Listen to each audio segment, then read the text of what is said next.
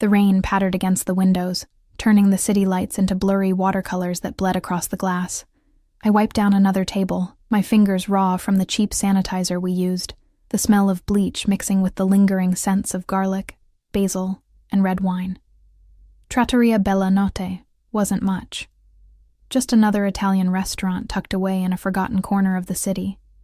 But it was my anchor in a storm of unpaid bills and broken dreams. "Emma, table 7 needs more bread," Marco called from behind the counter, his voice tinged with the fatigue that came from running a restaurant 16 hours a day. "On it," I replied, tucking a strand of my chestnut hair behind my ear. My feet ached in the black non-slip shoes I'd bought secondhand, the memory of my art school tuition bills hanging over me like a guillotine. 1 more month of double shifts, I promised myself. 1 more month, and maybe I could make the minimum payment. The Friday night crowd had thinned as midnight approached. Only 3 tables remained occupied. A young couple lost in each other's eyes, a group of college students splitting the cheapest pasta dish on the menu, and table 12, tucked in the corner beneath the soft glow of a vintage sconce. I'd noticed him the moment he walked in. It was impossible not to. He hadn't arrived like our usual customers, rushing in from the rain with hunched shoulders and dripping umbrellas. Instead, the door had opened, and the ambient noise of the restaurant had simply stopped. A broad-shouldered man had entered first, his eyes scanning the room with mechanical precision before nodding almost imperceptibly. Only then had he walked in. Tall, with shoulders that filled out his charcoal suit to perfection, he moved with the fluid confidence of a predator that had never needed to rush. His black hair, touched with silver at the temples, was slicked back from a face that seemed carved from Italian marble. All sharp angles and shadows, but it was his eyes that made my breath catch, dark as espresso and just as intense, missing nothing as they swept across the room. A second man followed behind him, equally vigilant but clearly deferential. They were led to table 12, the best in the house, without even having to ask. I wasn't supposed to serve that section tonight, but Lucia, who usually handled the VIP corner, had whispered frantically to Marco, her face pale. 5 minutes later, I was told I'd be taking the table instead. "Just don't screw it up," Marco had hissed, a bead of sweat trailing down his temple. "Whatever he wants, he gets. Understand?" I didn't. Not really, but I nodded anyway. The men at the table hadn't looked at the menus. The 2 who'd entered first, clearly bodyguards, though I'd only seen such things in movies, remained standing until the central figure gave them a subtle nod. They took positions at nearby tables, their backs to their boss, but their eyes constantly moving. "Good evening, sir," I'd said, proud that my voice didn't betray the inexplicable tension gripping my chest. "May I tell you about our specials?" When he looked up, his gaze hit me like a physical force. "That won't be necessary. I'll have the osso buco with the 82 Barolo." His English was perfect, but beneath it ran the melodic undercurrent of an Italian accent, smooth as aged whiskey. I blinked. "I'm sorry, sir, but I don't think we have—" "Check with the owner," he'd interrupted, those dark eyes never leaving mine. "Marco keeps it for special occasions." He'd been right. Marco nearly tripped over himself bringing up a dusty bottle from a cellar I didn't even know existed. I'd watched, mystified, as my normally stoic boss treated this stranger with the deference usually reserved for royalty. Throughout the meal, I'd felt his eyes on me as I served other tables. Not in the way men sometimes looked, I was well versed in ignoring those stares, but with an intensity that seemed to peel back my skin and examine what lay beneath. I'd never felt so seen and so invisible simultaneously. Now, as the night wound down, I approached his table with the leather check presenter. He'd finished his meal nearly an hour ago, but had remained, occasionally making a call in rapid Italian, his voice too low for me to catch more than the rhythmic rise and fall of his native tongue. "Was everything to your satisfaction, sir?" I placed the folder discreetly at his elbow. He looked up, and I noticed for the first time the thin scar that traced from his right eyebrow down his cheek, so faint it was visible only this close. Everything was unexpected. His lips curved slightly, not quite a smile. "You're new here." It wasn't a question, but I answered anyway. 6 months, sir. He studied me for a moment longer before reaching into his suit jacket. The movement caused it to open slightly, and I glimpsed the holster nestled against his ribs. My blood turned to ice water. I'd grown up in a rough neighborhood. I knew what that meant. He placed a sleek black credit card in the folder without checking the bill. "Run it and bring it back." I hurried to the terminal, my mind racing. Whoever he was, he carried a gun, and Marco treated him like a visiting dignitary. As I processed his payment, the total with tip exceeding what I made in 3 days, I watched from the corner of my eye as he stood, buttoning his jacket with elegant precision. His bodyguards immediately moved into formation around him. When I returned with his card and receipt, he was already walking toward the door, his guards clearing a path. One remained by the table, watching me intently as I placed the folder down. I noticed then, half hidden under the napkin, the edge of what appeared to be an expensive leather wallet. "Sir," I called out instinctively, picking it up. "You forgot your—" The man paused at the door, turning slowly. Something flashed in those dark eyes. Surprise, perhaps? Before it was masked by cool indifference. For a terrifying moment, the entire restaurant held its breath. "Keep it," he said finally, his voice carrying easily across the hushed space. "Consider it a tip." Then he was gone, leaving behind nothing but the lingering scent of expensive cologne and an atmosphere so tense it could snap. Marco appeared at my elbow, his face ashen. "What did you do?" I looked down at the wallet in my hands, butter-soft leather that probably cost more than my monthly rent. "He left this behind. I tried to return it." Marco snatched it from my grasp. "Are you insane? Do you have any idea who that was?" I shook my head, a creeping sense of dread building in my stomach. "That," Marco hissed, glancing nervously at the door, "was Alessio Vicario." The name meant nothing to me. "He owns half the city," Marco continued, his voice dropping to a whisper. "The parts you don't read about in the tourist brochures. If he left his wallet, it was because he wanted to." I frowned, confused. "But why would anyone deliberately leave their wallet?" Marco looked at me like I was a child asking why the sky was blue. "Who knows why a man like that does anything, but whatever game he's playing, we are not part of it." He thrust the wallet back into my hands.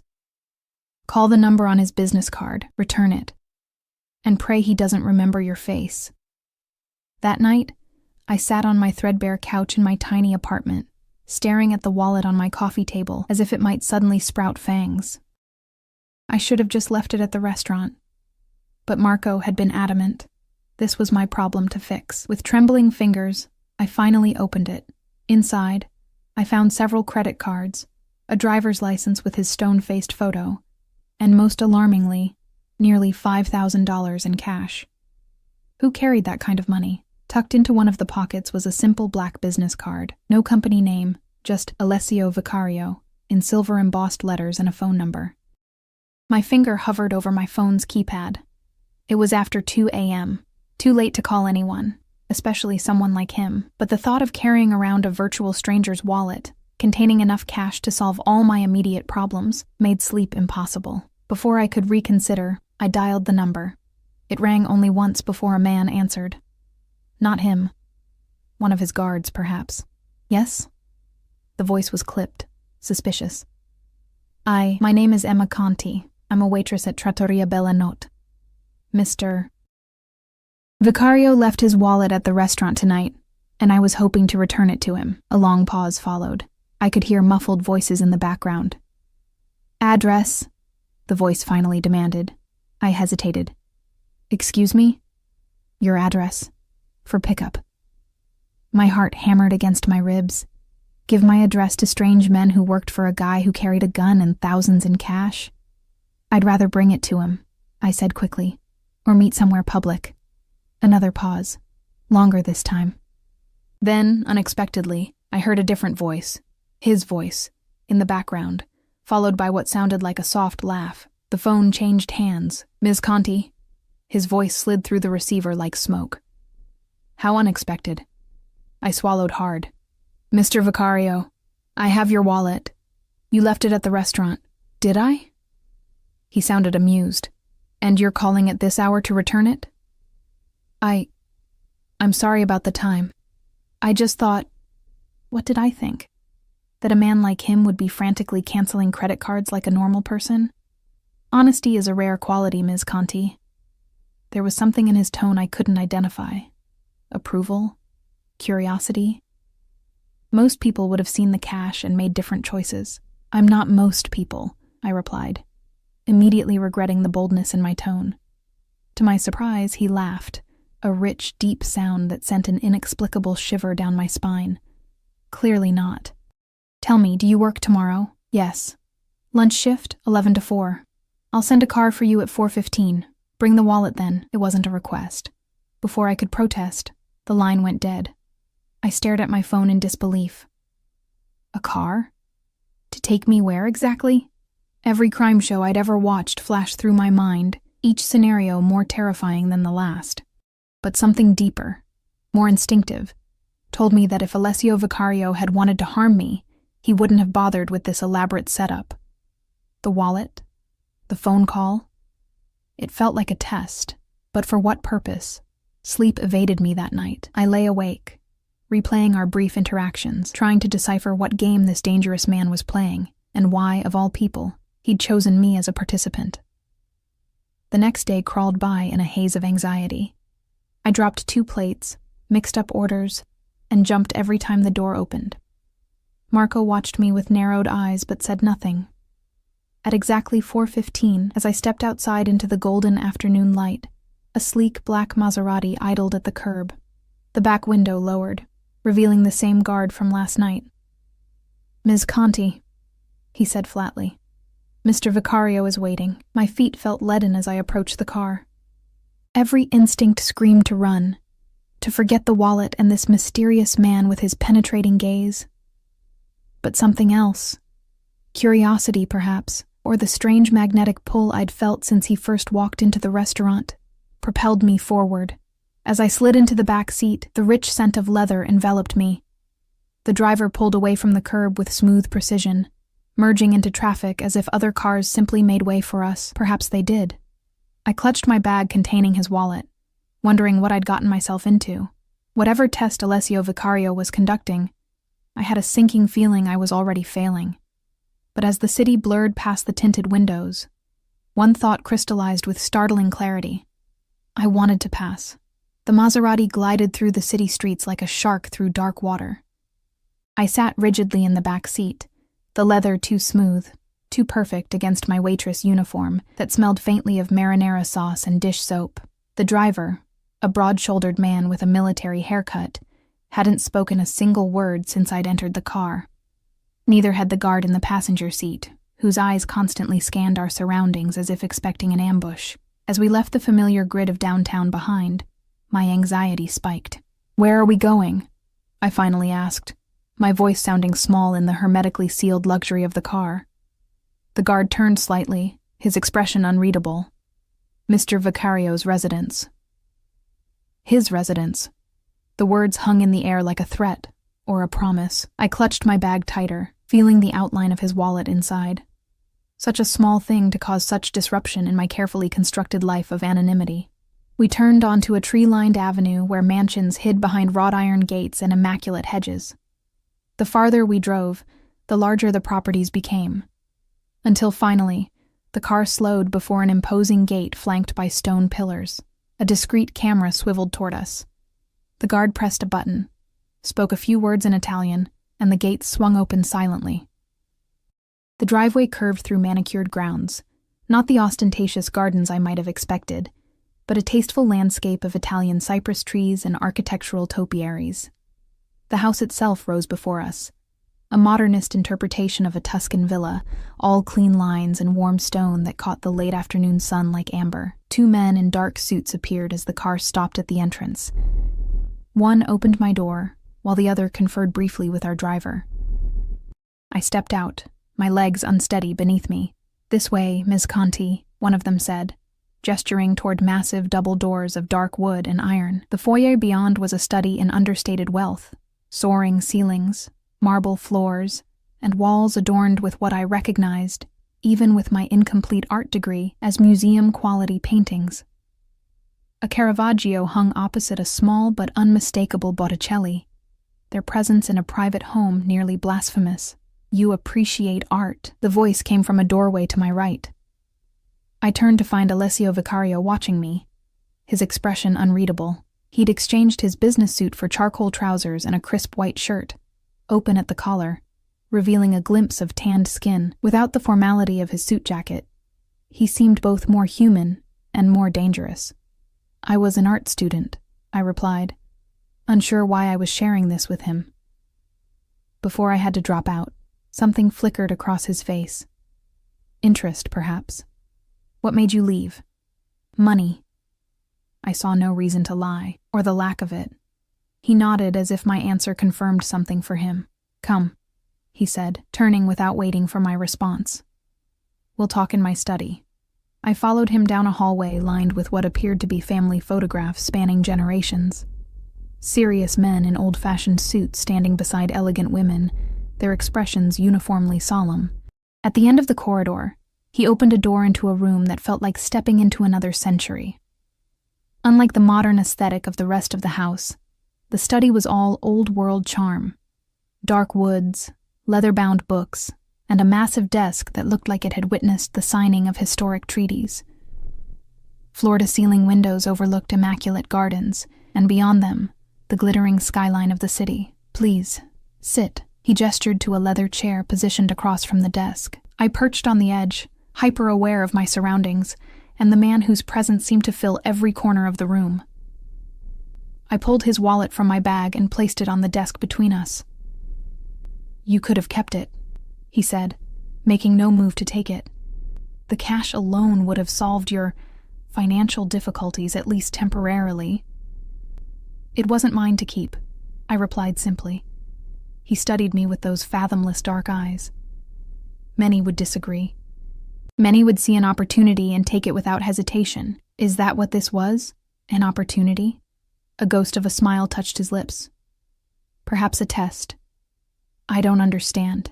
But even as I said it, pieces began falling into place. The deliberate way he'd left the wallet, the amount of cash inside. The business card with his number. You left it on purpose. He leaned back in his chair, regarding me with newfound interest. I make it a point to understand the character of people in my orbit, Ms. Conti. Money reveals truth more effectively than any interrogation. I'm not in your orbit, I countered, discomfort and indignation warring within me. I'm just a waitress who served you dinner once. And yet, here you are.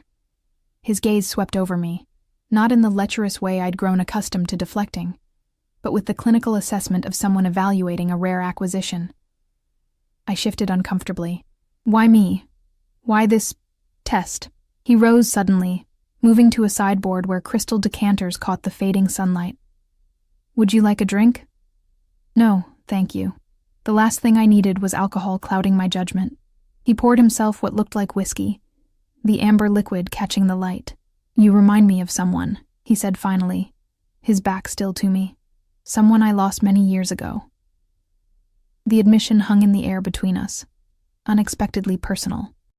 When he turned back, his expression had hardened again, the momentary vulnerability gone so completely, I wondered if I'd imagined it. But that's not the only reason. He returned to his desk, setting his glass down without drinking from it. Your employer, Marco. Do you know much about him?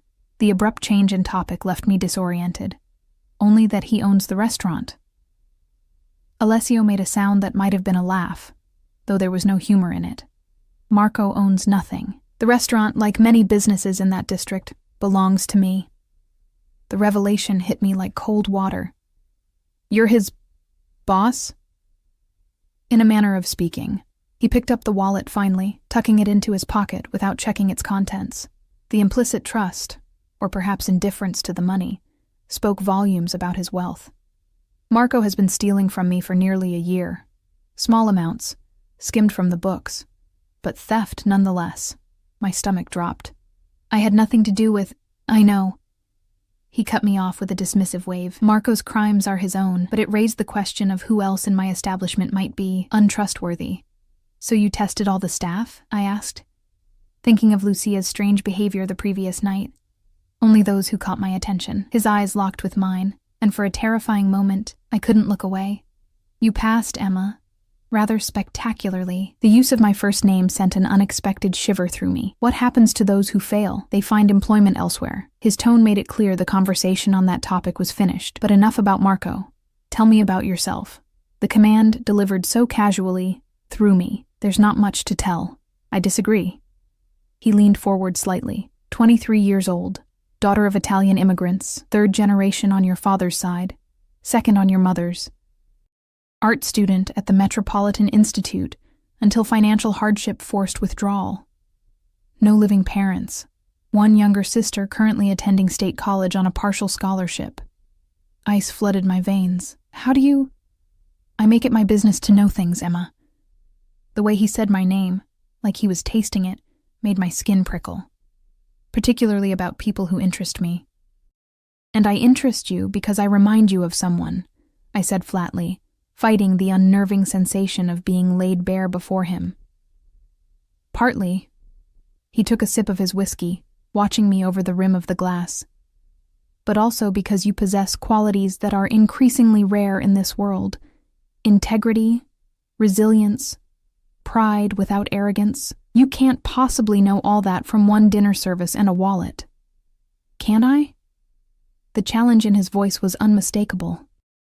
Your hands. They're calloused from work, but you have an artist's attention to detail. You dropped out of school not because you lacked talent or drive, but because you prioritize your sister's education over your own. You work double shifts at a mediocre restaurant when your talents clearly lie elsewhere, and you do it without complaint. Each observation stripped away another layer of my anonymity, leaving me feeling naked and vulnerable. What do you want from me, Mr. Vicario? Alessio, he corrected, the Italian pronunciation rolling off his tongue like silk. And I'm offering you an opportunity, Emma. A real one, not a test. My guard immediately went up. What kind of opportunity?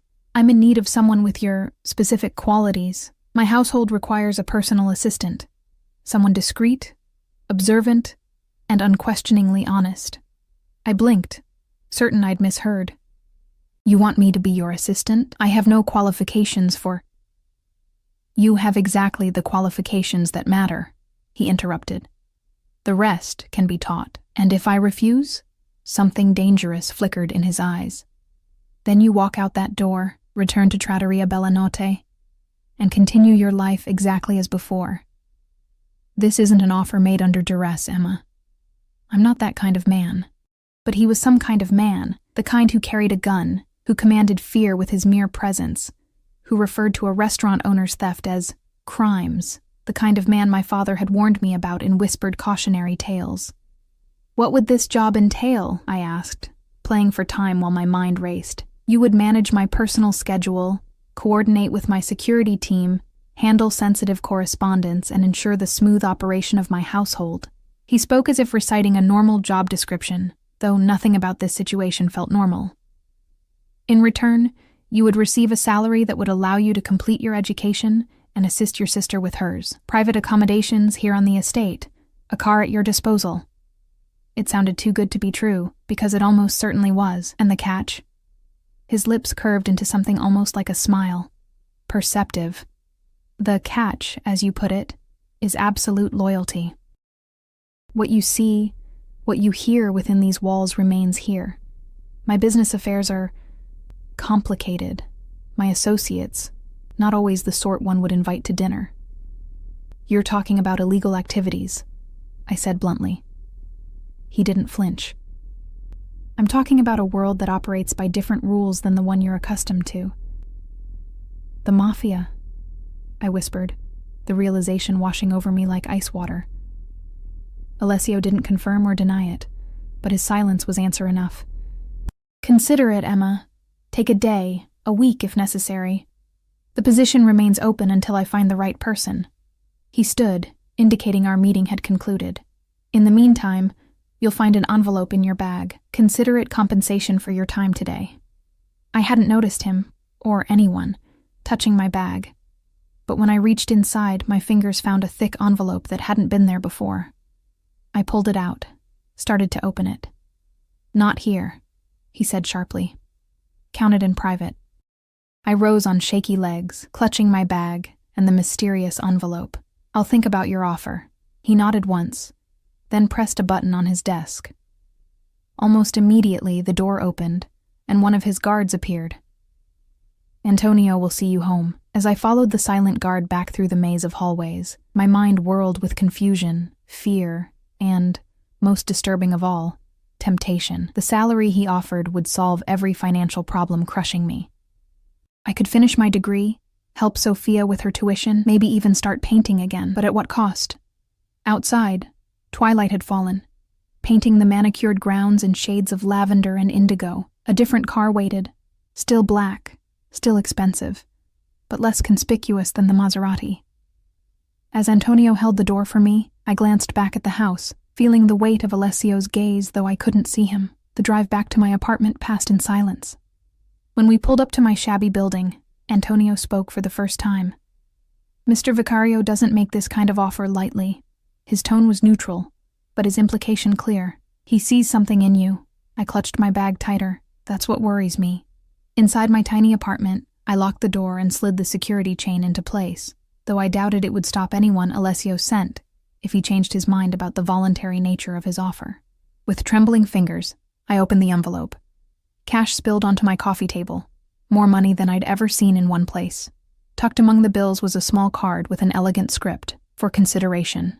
A.V. I sank onto my couch, staring at the money that represented both salvation and damnation. The wallet had been a test, one designed to reveal my character. But this offer, this was a test of my soul. As night fell outside my window, I remained frozen in indecision, torn between the life I knew and the uncertain future Alessio Vicario offered. A future that promised financial security, but demanded I turn a blind eye to whatever complicated business affairs he conducted. A future tied to a man whose dark eyes seemed to see straight through to my core. The man was dangerous. Everything about him screamed it. But the most frightening realization of all was the undeniable pull I felt toward him, like a moth to a flame that would inevitably consume me. Sleep eluded me that night, my thoughts circling like vultures around Alessio's offer. By dawn, the money still lay untouched on my coffee table, both temptation and accusation. I got ready for my morning shift mechanically, the motions of showering and dressing offering none of their usual comfort. The restaurant felt different when I arrived, quieter, tense. Marco's eyes followed me as I tied my apron, his usual gruffness replaced by something that looked unsettlingly like fear. He called me this morning, Marco said without preamble when I approached the bar for my table assignments. I didn't need to ask who he was. About what? Marco's hands trembled slightly as he arranged glasses. He said you'd be taking a leave of absence. Effective immediately. His eyes, bloodshot and wary, finally met mine. What have you gotten yourself into, Emma? Nothing, I said automatically, though the word felt hollow. I haven't agreed to anything. Listen to me. Marco lowered his voice, glancing nervously at the kitchen doors. Whatever he's offering, it's not worth it. Men like Vicario don't make offers. They create debts. Debts that can never be repaid. The warning sent ice through my veins. You sound like you're speaking from experience. Marco's gaze dropped. Why do you think I started skimming from the books? I needed a way out, a new identity, a chance to disappear before... He cut himself off, his weathered face creasing with resignation. It doesn't matter now. He knows. Marco, Go home, Emma. He turned away, shoulders slumped in defeat. Your shift's been covered, and for what it's worth, I'm sorry I dragged you into this. I left the restaurant in a daze, the bright morning sunshine at odds with the shadow that seemed to have fallen over my life. Marco's warning echoed in my mind, reinforcing the doubts that had kept me awake all night. Yet beneath the fear lurked something else, a curiosity about Alessio Vicario that I couldn't seem to quell. The glimpse of vulnerability when he'd mentioned someone he'd lost, the intensity in his gaze when he'd spoken of qualities he valued. The undeniable electricity I'd felt in his presence. My phone rang as I climbed the stairs to my apartment, an unknown number flashing on the screen. Hello? I answered cautiously. Emma. Alessio's voice, smooth as aged bourbon, slid through the receiver. Have you considered my offer? I clutched the railing for support. I need more time. Time is a luxury, Emma. Something in his tone had changed. A subtle hardening that sent warning signals racing along my nerves. One that's rapidly running out for your former employer. My breath caught. What do you mean? Marco's theft was not his only transgression. The casual way he discussed potentially ruining a man's life made my stomach clench. The authorities might be interested in certain irregularities in his immigration status, not to mention the questionable sourcing of some of his inventory. You're threatening him to get to me, I said, anger temporarily overriding my fear. I'm stating facts, Alessio replied, his tone unchanged. Marco's fate was sealed the moment he decided to steal from me. Your decision simply determines the timing. The manipulation was so blatant it should have disgusted me. Instead, I found myself weighing options, calculating outcomes like a chess player backed into a corner. If I accept your offer, I said slowly, what happens to Marco? A pause, then. He keeps his restaurant, continues his life, minus the skimming. And if I refuse, then his future becomes considerably less certain. The threat hung in the air between us, unspoken but unmistakable. I closed my eyes, hating the position he'd put me in, hating more the fact that some small, treacherous part of me wanted to say yes, regardless of Marco. When do you need my answer? A car will arrive at your apartment at 7 this evening, he said, as if my acquiescence was already assured. Pack only what you value. Everything else can be replaced. Before I could respond, the line went dead. I stared at my phone, the reality of the situation crashing over me in waves. This wasn't just about a job offer anymore. By returning the wallet, by engaging with Alessio at all, I'd somehow been drawn into a world where people's lives, including my own, were bargaining chips in games I didn't understand. My apartment, which had always felt like a cramped sanctuary, now seemed exposed and vulnerable. I moved through the rooms restlessly, touching familiar objects as if to anchor myself to the life I'd known. My easel, dust-covered from months of neglect. The photo of Sophia and me at her high school graduation, her face alight with the future I'd sacrificed my own dreams to secure. The envelope of cash still lay on the coffee table, a Pandora's box I'd been afraid to fully open. Now, with trembling fingers, I counted it, $20,000 more money than I'd ever possessed at one time. Enough to clear my immediate debts. Enough to help Sophia, not enough to buy freedom from whatever web Alessio was spinning around me. At 6:30, I made my decision. I packed a single suitcase, clothes, art supplies, the few photos and mementos that mattered. I left most of the money on the table, taking only enough to cover my outstanding rent. Whatever path I was choosing, I wouldn't step onto it purchased like property. The black car arrived precisely at 7, sleek and anonymous against the curb.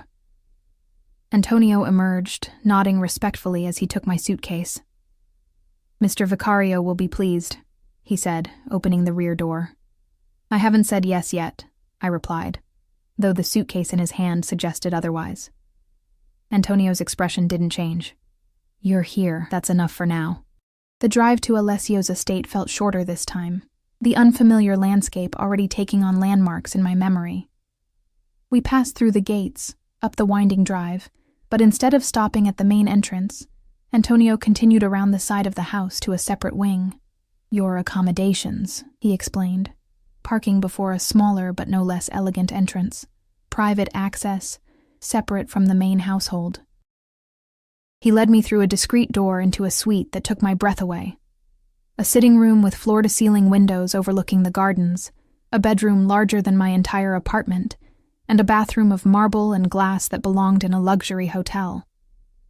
Everything was decorated in shades of cream and pale blue, tasteful and expensive without being ostentatious. Mr.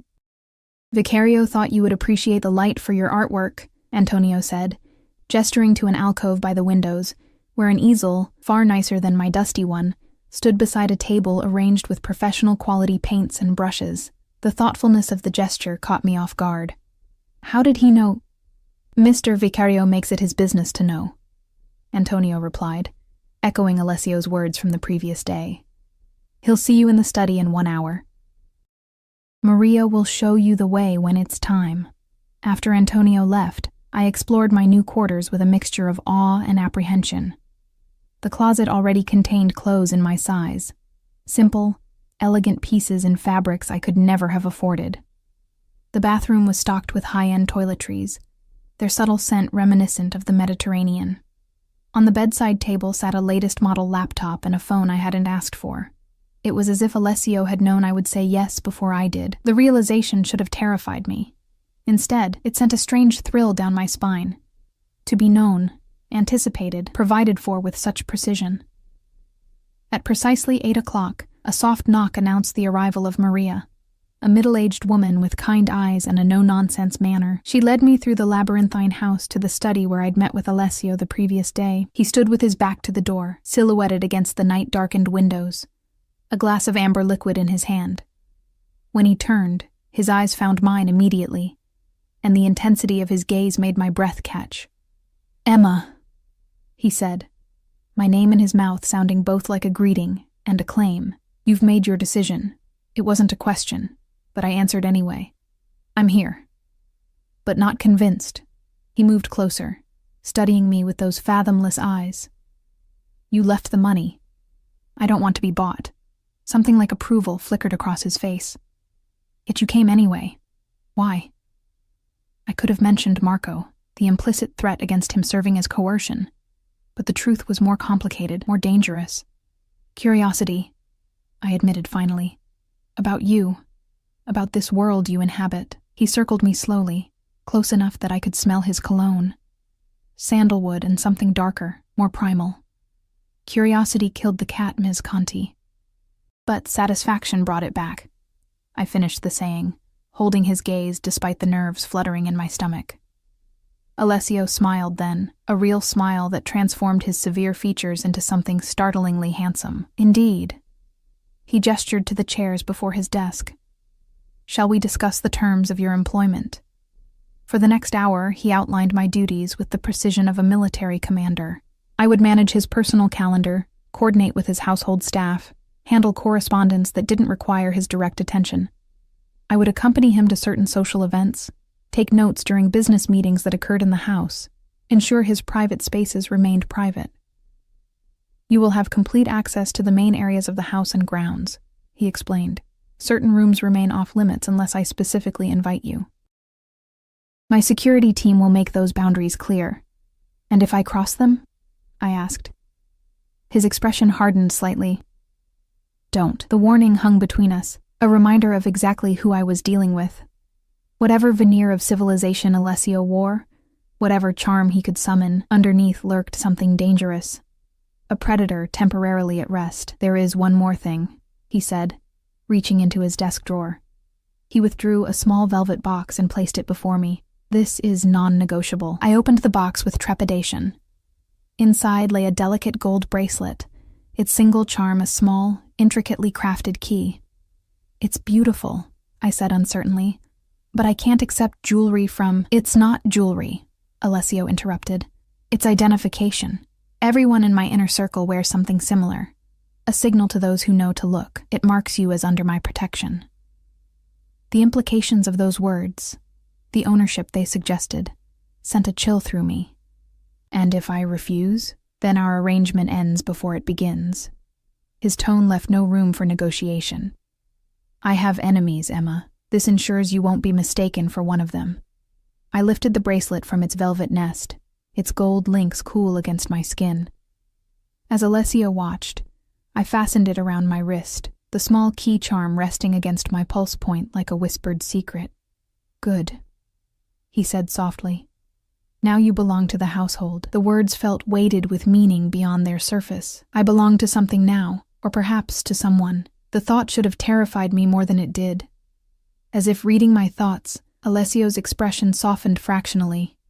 "This arrangement benefits us both, Emma. You'll want for nothing as long as you remain loyal." "And how long does this arrangement last?" I asked, suddenly needing to understand the parameters of my new cage, no matter how gilded it might be. "That depends entirely on you." He rose, indicating our meeting had concluded. "Antonio will give you a tour of the grounds tomorrow. For tonight, familiarize yourself with your quarters. Your duties begin officially on Monday." As Maria led me back through the silent house, I felt the weight of the bracelet on my wrist, a tether binding me to Alessio Vicario and whatever dark world he inhabited. I'd made my choice, stepped willingly into his orbit. The question now was whether I'd be consumed by his gravity or find a way to maintain my own trajectory. In my suite, I stood before the windows overlooking the moonlit gardens. Somewhere beyond the perfectly manicured hedges and ornamental fountains lay the city, my old life. The freedom I'd traded for security and the protection of a man I barely knew. A man who collected people the way others collected art, valuing their specific qualities, displaying them in settings designed to emphasize their worth. I touched the key charm on my bracelet, wondering what doors it was meant to open and which ones it would forever lock behind me. The following days passed in a blur of new routines and overwhelming information. Antonio guided me through the sprawling estate, introducing me to staff members whose eyes lingered curiously on my bracelet before their expressions shifted to careful neutrality. The household ran with military precision, security teams patrolling the perimeter, domestic staff maintaining the immaculate interior. A personal chef who prepared meals that made my restaurant experience seem amateur by comparison. Alessio himself remained an enigma, present yet distant. He would appear unexpectedly, in the library where I was studying the household management systems, in the garden where I'd stolen a moment to sketch the fountain, in the kitchen late one night when I'd ventured down for tea. Each encounter left me more intrigued and unsettled than the last. "You're adapting well," he observed on the fourth evening, finding me in his study organizing his calendar. "The staff speaks highly of you." I looked up from the computer, surprised by both his presence and the compliment. "I'm trying to learn quickly." He moved to stand behind me, close enough that I could feel the heat of his body. "You have an artist's eye for detail." His hand came to rest on the back of my chair, not quite touching me, but near enough to make my skin prickle with awareness. "It serves you well in this role." I remained perfectly still, caught between the desire to lean away and the inexplicable urge to move closer. "Thank you." His fingers brushed my shoulder, so lightly it might have been accidental. "Join me for dinner tonight, 8 o'clock. It wasn't a request, but neither did it feel entirely like a command. Of course. After he left, I released a breath I hadn't realized I'd been holding. Every interaction with Alessio felt charged with undercurrents I couldn't fully identify. Danger, certainly, but also something else, something that made my heart race and my thoughts scatter. At 8, Maria escorted me to a private dining room I hadn't seen before. Alessio waited, standing as I entered. He'd exchanged his usual business attire for a more casual look. Dark trousers and a charcoal sweater that softened his imposing presence without diminishing it. "Emma," he greeted me, pulling out my chair. "You look lovely." I'd chosen one of the dresses I'd found in my closet, a simple navy blue sheath that fit as if it had been tailored to my measurements. It probably had been. "Thank you." Dinner proceeded with surprising ease, the conversation flowing naturally from my adjustment to the household, to my background in art. Alessio revealed an impressive knowledge of art history, discussing movements and techniques with the confidence of a scholar. "You should resume your studies," he said, as dessert was served. A delicate tiramisu that rivaled any I'd tasted. "I've taken the liberty of arranging for a private tutor to help you prepare for re-entry into your program." I set down my fork, startled. "You did what?" "Your talents shouldn't be wasted," he said simply. "Your position here allows ample time for study. Unless you'd rather not continue your education?" "Of course I want to continue, but..." I struggled to articulate my discomfort. "You're making decisions about my life without consulting me." Something dangerous flickered in his eyes. "I'm providing opportunities, Emma. What you do with them is your choice." The reminder of my supposed autonomy rang hollow in the face of his obvious control, yet the prospect of resuming my art education, the dream I'd reluctantly abandoned, was too tempting to reject out of pride. "Thank you," I said finally. "I would appreciate the chance to continue my studies." His expression softened fractionally. "Good. The tutor will begin next week." As we finished our meal, I gathered my courage to ask the question that had been nagging at me since our first meeting. "You said I remind you of someone. Who was she?" Alessio went still, his eyes growing distant. For a moment I thought he wouldn't answer. Then, so quietly I had to lean forward to hear, "My sister. Valentina." The admission hung in the air between us, unexpectedly personal. "What happened to her?" "She died. Many years ago. His voice was controlled, but I could see the tension in his jaw, the slight whitening of his knuckles around his wine glass. She was collateral damage in a business dispute. The euphemism couldn't disguise the ugly truth. Someone had killed his sister to get to him, or perhaps as retaliation for something he'd done. The revelation should have terrified me, confirming as it did the violent world Alessio inhabited. Instead, I felt a strange compassion for the man behind the power, the brother who had lost his sister. "I'm sorry," I said softly. "Was she an artist too?" A ghost of a smile touched his lips. "No, but she had your spirit, your integrity." His eyes met mine, their darkness lit with something that might have been grief, or might have been warning. It got her killed. The weight of Alessio's words, "it got her killed," hung between us like a shroud. His implication was clear. In his world, integrity could be a fatal flaw rather than a virtue. I wondered if his interest in me was driven by some misguided attempt to save a ghost, to rewrite a history where his sister's moral compass had led to her destruction. "Is that why you brought me here?" I asked, my voice barely above a whisper. "To protect me from my own principles?" Alessio studied me, his expression unreadable. "Perhaps I brought you here to remind myself that such principles still exist." He stood abruptly, breaking the moment. "It's late. You should rest." That night, sleep eluded me. I tossed in sheets finer than any I'd ever known, haunted by the glimpse of humanity I'd seen in Alessio, the grief that had momentarily cracked his carefully maintained facade. It complicated the image I'd constructed of him as simply a dangerous man with dubious morals. What else lay beneath that controlled exterior? Days stretched into weeks, and I settled into a rhythm at the Vicario estate. My duties as Alessio's personal assistant kept me busy, but not overwhelmed. I organized his schedule, screened his correspondence, and gradually learned to anticipate his needs before he voiced them. The private art tutor he'd arranged turned out to be a retired professor from a prestigious university, and under her guidance, I felt my dormant skills awakening, stretching like muscles long unused. Alessio himself remained an enigma, sometimes distant and businesslike, other times unexpectedly attentive. He'd appear in the small studio he'd set up for me, watching silently as I painted. He'd join me for dinner without warning, engaging me in conversations that ranged from art history to philosophy to my childhood in a working-class neighborhood. Occasionally, his hand would brush mine when passing documents, his fingers lingering a moment too long, sending electricity racing through my veins. I tried to ignore the growing attraction I felt toward him. It was dangerous, inappropriate. Stockholm Syndrome, perhaps, or simply a response to the intensity of his attention. Yet I couldn't deny the way my heart raced when he entered a room, or how I found myself dressing more carefully on days I knew I'd see him. The household staff treated me with a curious mixture of respect and caution.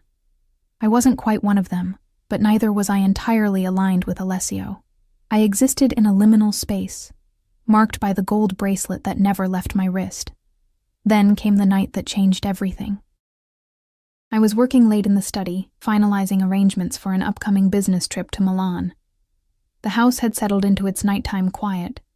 Most of the staff retired to their quarters. Only security remained fully alert, their presence a constant shadow at the estate's perimeter.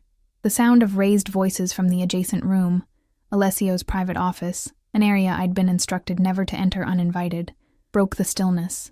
I froze, pen hovering over my notebook. "You bring this to my home?" Alessio's voice, colder than I'd ever heard it. "You put my household at risk?"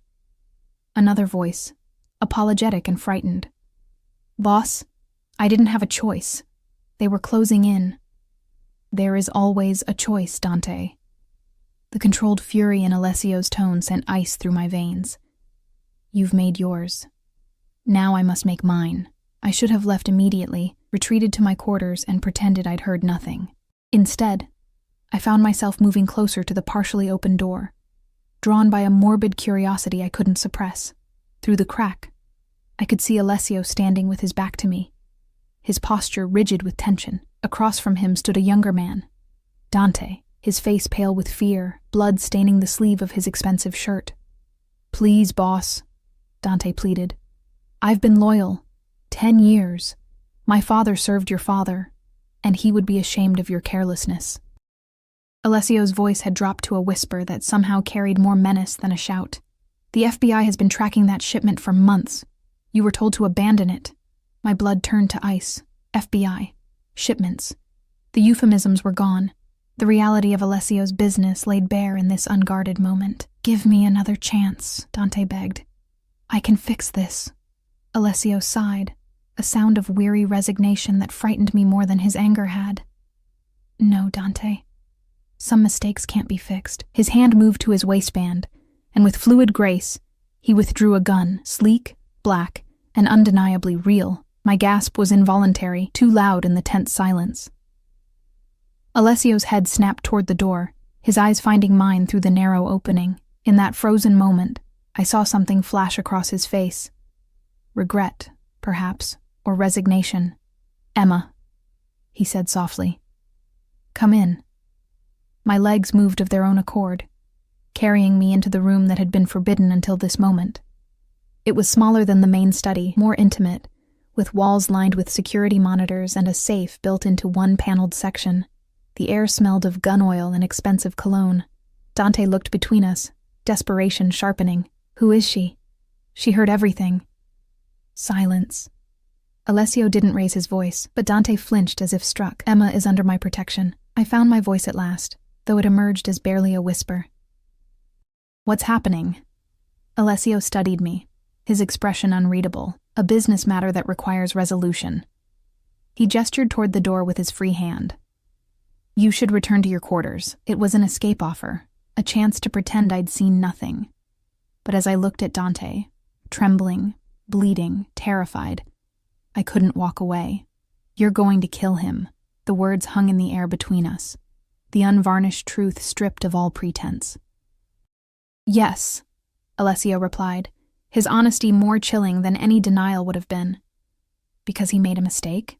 Because his mistake could cost the lives of everyone in this house," Alessio countered, his eyes never leaving mine. "Including yours." My mind raced, searching for alternatives, for words that might diffuse this nightmare scenario. There must be another way. Something shifted in Alessio's expression, a softening around the edges that seemed incongruous with the gun in his hand. "You still believe in mercy, don't you?" A humorless smile touched his lips. "I lost that luxury many years ago." Dante watched our exchange with growing desperation. "Please," he said, addressing me now. "Tell him. I can disappear, start over somewhere else."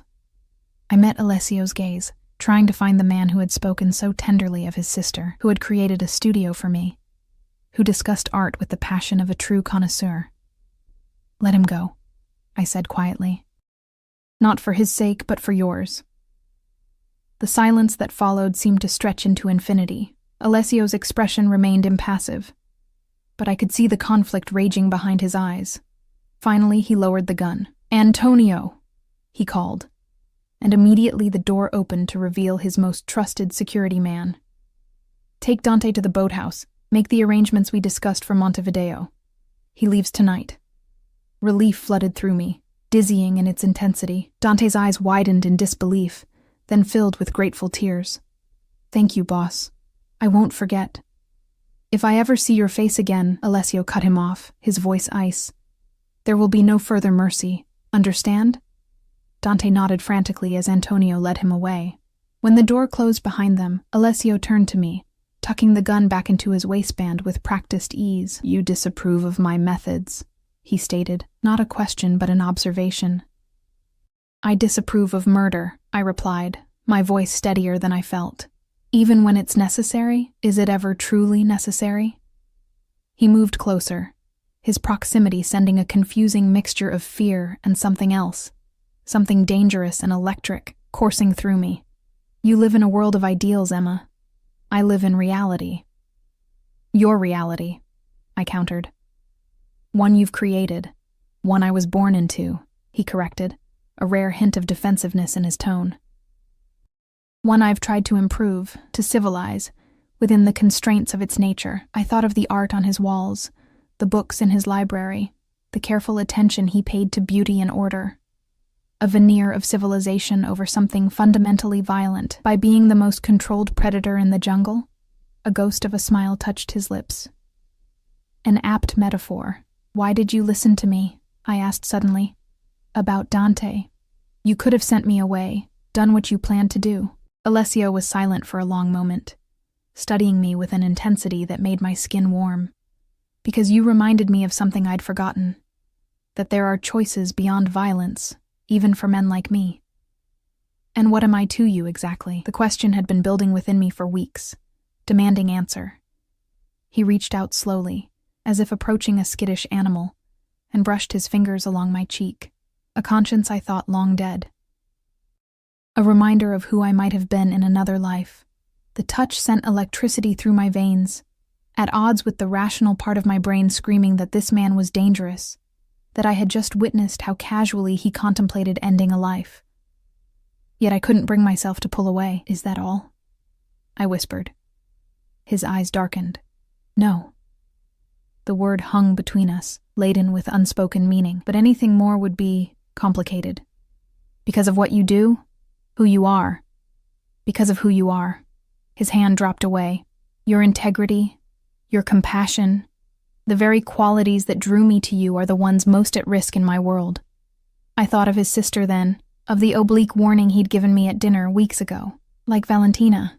Pain flashed across his features, quickly masked but undeniably real. Yes.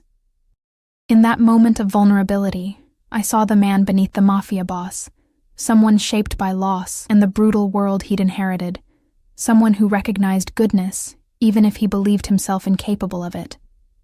Without fully understanding my own actions, I reached for him, my fingers curling around his wrist, where his pulse beat strong and steady. I'm not her, I said softly, and I made my choice when I came here. Alessio went still, his eyes searching mine. Did you? Or were you coerced by circumstances, by threats against Marco, by financial necessity? The question struck me with its unexpected self-awareness. I considered it seriously, trying to untangle the complex web of motivations that had brought me to this moment. At first, perhaps, I admitted. But I've had weeks to leave, to run. I stayed. Why? The question was barely audible. I took a deep breath, confronting the truth I'd been avoiding. Because despite everything, despite knowing what you are and what you do, I'm drawn to you. And that terrifies me more than any gun. Alessio moved with sudden purpose, closing the distance between us. His hand cupped the back of my neck, gentle yet commanding. It should terrify you, he murmured, his breath warm against my skin. I'm not a good man, Emma, I know. And I did know, had seen the evidence with my own eyes. Yet still, inexplicably, unforgivably, I tilted my face toward his. His lips met mine with restrained intensity, as if he feared I might shatter beneath his touch. I'd expected domination, possession, the same forceful control he exerted over every aspect of his life. Instead, I found tenderness edged with something like reverence. My hands moved of their own volition, sliding up his chest to curl around his shoulders. The solid strength of him under my fingers made the moment real in a way that my racing thoughts couldn't deny. I was kissing Alessio Vicario, a man who had contemplated murder minutes earlier, a man whose world operated by rules I barely comprehended. He deepened the kiss, one hand tangling in my hair while the other curved possessively around my waist, drawing me closer until I could feel the heat of his body through my clothes. The gun at his waistband pressed against my hip, a cold reminder of the danger he represented. Yet even that couldn't douse the fire building between us. When he finally pulled back, his eyes had darkened to obsidian, pupils dilated with desire. This changes things, he said, his voice rough with restraint. I nodded, unable to find words for the seismic shift I felt. The lines I'd drawn, employee and employer, innocent and criminal, right and wrong, had blurred beyond recognition. His thumb traced my lower lip, still sensitive from his kiss. I should send you away, he murmured. Back to your normal life, away from all of this. It would be the honorable thing to do. Is that what you want? I asked, both dreading and needing his answer. "What I want," he said carefully, "has never been more at odds with what is wise." His hand moved to cup my cheek, gentle despite the strength I knew it contained. "You've seen who I am tonight, Emma. What I'm capable of. There's no going back from that knowledge." "I know." And I did know. The memory of his gun pointed at Dante. The casual discussion of FBI surveillance and illicit shipments, the clear evidence that Alessio Vicario was exactly what Marco had implied, a powerful figure in organized crime. "And still, you stand here," he observed, wonder and concern mingling in his tone. "Still I stand here," I confirmed, as puzzled by my own actions as he seemed to be. He stepped back, creating space between us that felt both necessary and painful. "It's late. We both need time to think clearly without—" He gestured vaguely between us, indicating the charged atmosphere that made rational thought nearly impossible. I nodded, grateful for his restraint, even as part of me ached for him to continue what we'd started. "Good night, Alessio." His eyes softened at my use of his first name. "Good night, Emma." As I made my way back to my quarters, my mind churned with contradictions. I had witnessed Alessio's capacity for violence, yet also his willingness to show mercy. I had felt the danger he embodied, yet also a pull toward him that defied logic or self-preservation. What did that say about me, that I could know what he was and still want him? Sleep came eventually, but brought with it dreams of dark eyes and gentle hands that turned to nightmares of blood and guns and impossible choices. I woke disoriented, sunlight streaming through windows I still wasn't fully accustomed to, silk sheets tangled around my legs. A soft knock at my door jolted me fully awake. Maria entered with a breakfast tray and an envelope. "Mr. Vicario asked me to deliver this," she said, setting both on the table by the windows. Her eyes, usually warm, held a caution I hadn't seen before. "He's left for Milan. He'll return in 3 days. Left." Without a word, without a conversation about what had transpired between us, relief and disappointment warred within me as I took the envelope from the tray. "Thank you, Maria." After she departed, I opened the envelope with unsteady fingers.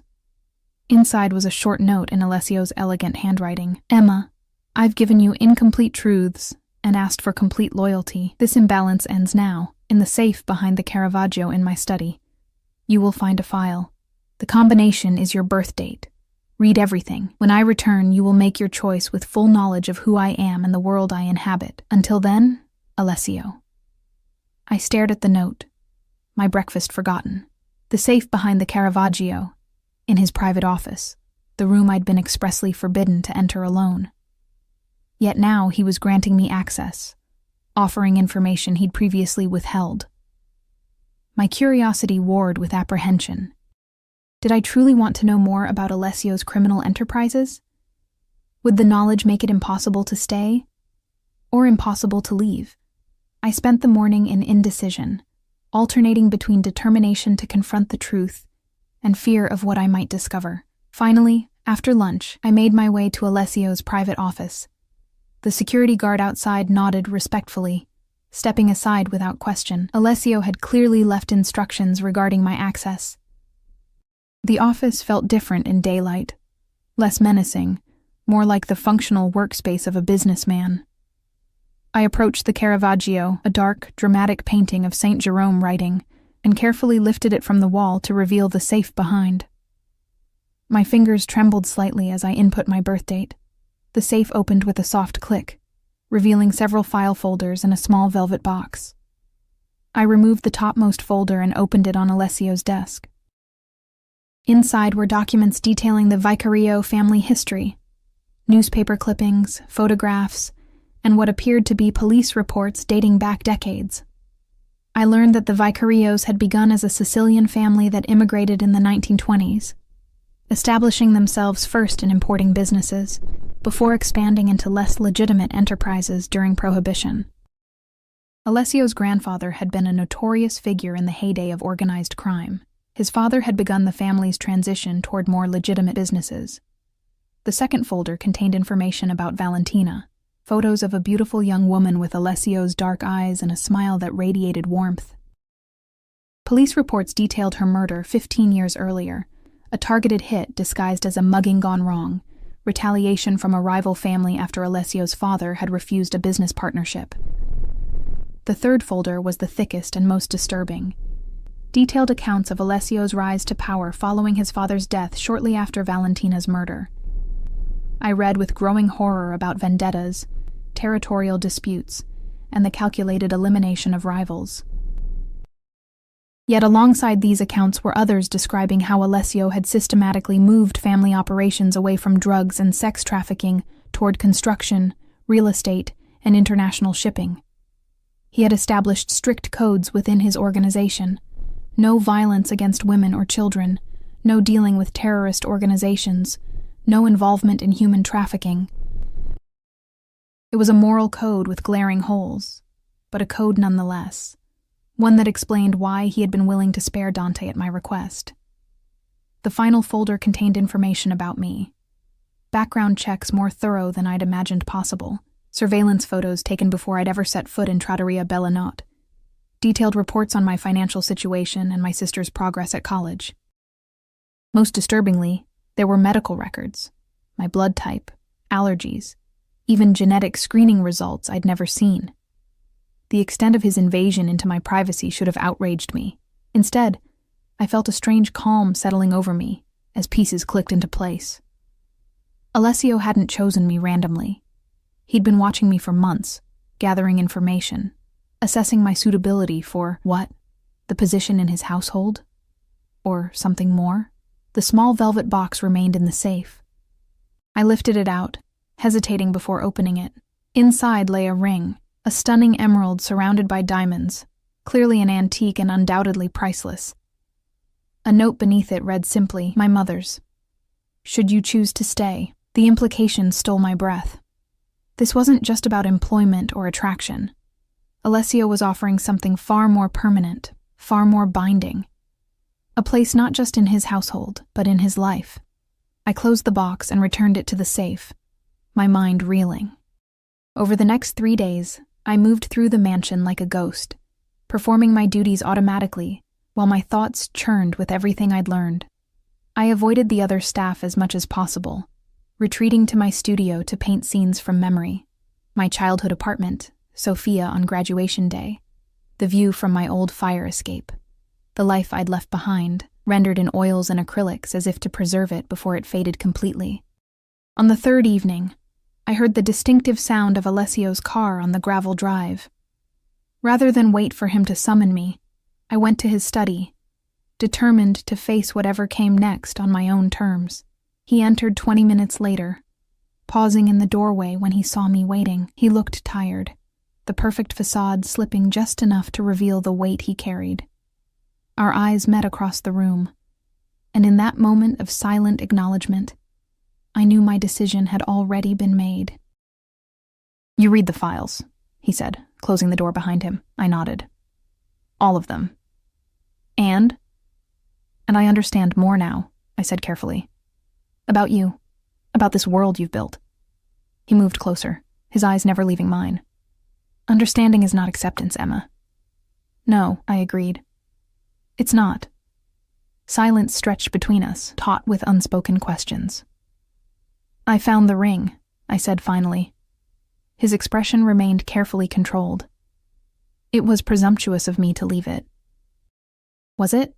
I challenged. "Or was it part of your calculation? Another test, perhaps?"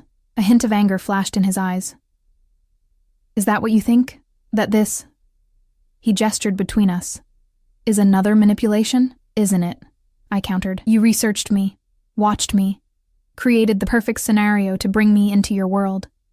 The wallet test, the job offer, even the studio you set up, all designed to bind me to you."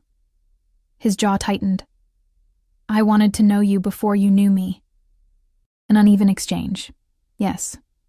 He didn't deny it. But necessary. My world doesn't allow for traditional courtships, Emma. The people close to me become targets, as Valentina was, so you vetted me like a security risk. "I vetted everyone in this house," he corrected. "But only you." He trailed off, uncharacteristically hesitant. "Only I what?" He moved to the windows, looking out at the darkened gardens. Only you made me question whether the life I've built is one worth sharing. The admission hung in the air between us, unexpectedly vulnerable from a man who calculated every move. I joined him at the window, our reflections ghostly against the night beyond. "I can't pretend to approve of everything you do," I said quietly. "And I won't be party to violence." He turned to face me, his expression somber. "I can't promise you'll never be touched by it. My enemies don't honor boundaries or principles." "I know." The ring in the safe seemed to pulse like a beacon, a promise and a warning intertwined. "But I want your word that you'll continue what you've started, moving away from the old ways, building something that doesn't require bloodshed to maintain." Alessio studied me with those fathomless dark eyes. "You're negotiating terms," he observed, a note of surprised admiration in his voice. "Yes." I met his gaze steadily. "If I'm to stay, if I'm to be more than an employee, then I need to know my presence makes a difference. Not just to you, but to the choices you make." He took my hand, his thumb brushing over the delicate key charm on my bracelet. "You already have," he said softly. "More than you know. Is that enough?"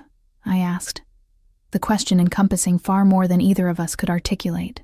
Alessio lifted my hand to his lips, pressing a kiss to my palm with a gentleness that belied his strength. "It's a beginning," he replied.